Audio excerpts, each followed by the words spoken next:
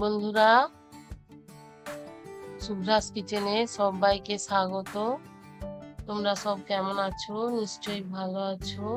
আজ আমি কুঁদরি দিয়ে একটা রেসিপি বানিয়েছিলাম, ওটা আপনাদের সঙ্গে শেয়ার করে নিচ্ছি। কুঁদরি আলু সব কেটে পরিষ্কার করে ধুয়ে নিয়েছি।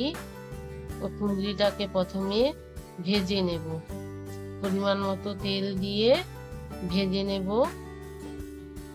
তারপর এদিকে পেঁয়াজ, টমেটো, কাঁচা লঙ্কা কুচি সব রেডি করে নিয়েছি।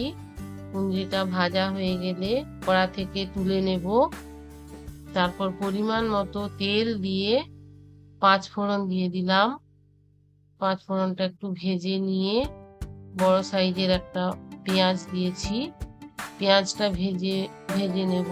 তেজপাতা দিয়ে দিলাম। পেঁয়াজ ভেজে নিয়ে কাঁচা লঙ্কা কুচি, যারা যেমন ঝাল খান তেমন দেবেন। এটা শুধু কাঁচা লঙ্কাতেই বানাবো। তা আলুটা দিয়ে দিলাম। আলুটা ভাজা ভাজা হয়ে গেলে টমেটো কুচিটা দিয়ে দিলাম।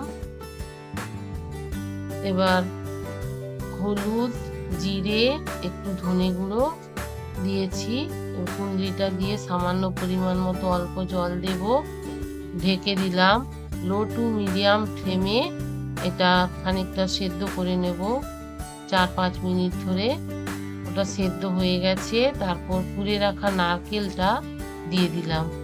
দিয়ে 2-1 মিনিট নাড়ার পরেই একদম পরিবেশনের জন্য রেডি।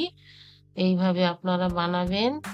ভালো লাগলে লাইক করবেন, সাবস্ক্রাইব করবেন, শেয়ার করবেন। এই কুঁদরি নারকেলটা রুটি, পরোটা, ভাত যেটাতেই খাবেন খুবই ভালো লাগে। আপনারা বানাবেন, কেমন লাগে কমেন্টে জানাবেন।